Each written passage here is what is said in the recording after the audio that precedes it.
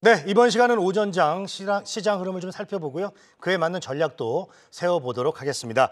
메리츠증권 광화문 금융센터의 이위권 지점장님 전화 연결돼 있습니다. 지점장님 안녕하세요.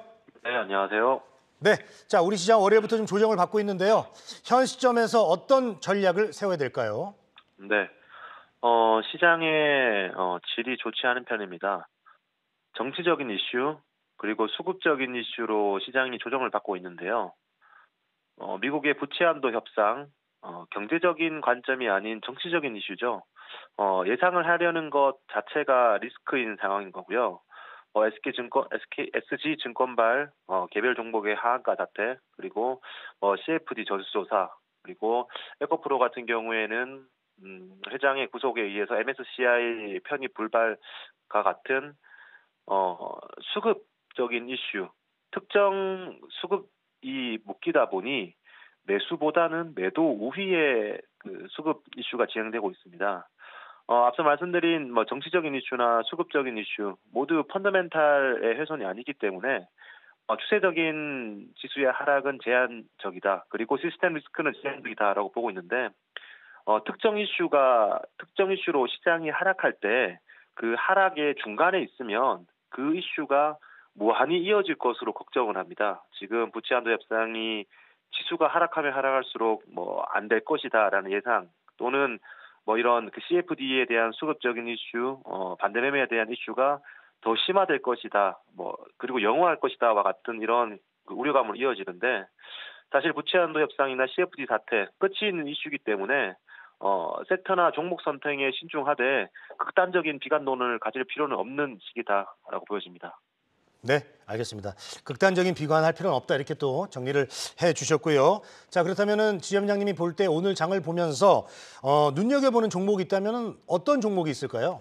네, 조금 더 섹터나 종목 선정에 신중해야 되는데요.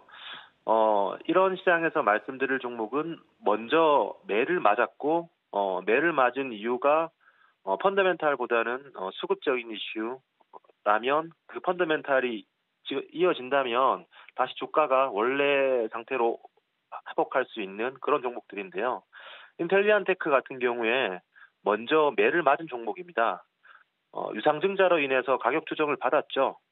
하지만 이 유상증자로 인해서 가격 조정 받은 이후에 이 자금으로 조달된 자금을 이용해서 캐파 증설 그리고 운용 자금에 쓰이는데요.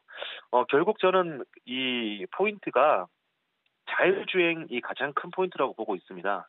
전기차 또한 이 최종 단계가 아닌 자율주행으로 가기 위한 중간 단계인 거죠. 그리고 결국 자율주행의 완성은 저궤도 위성통신인데 동사가 저궤도 위성통신 안테나에서 높은 MS를 유지하고 있습니다.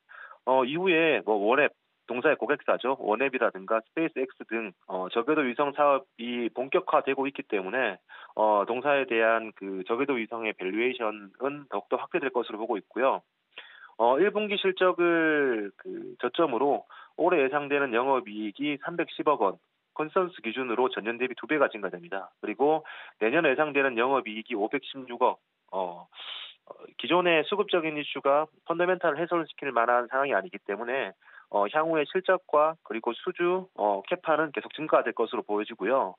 마지막으로 최근 뉴스가 나온 A사와 저궤도 위성통신 서비스 게이트웨이용 안테나 개발 중이라고 밝혔는데 지금 스페이스X나 원웨이뿐만 아니라 아마존 같은 경우에도 저궤도 위성 또는 우주 산업에 굉장히 이 드라이브를 걸고 있습니다. 때문에 동사가 이런 협업을 함께 한다는 것만으로도 수주로 이어질 가능성은 높아지고 있다.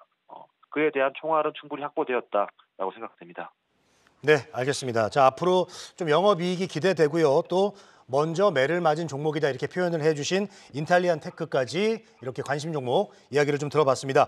메리츠증권 광화문 금융센터의 이위권 지점장님과 오늘도 함께했습니다. 전화 연결 고맙습니다. 예, 감사합니다.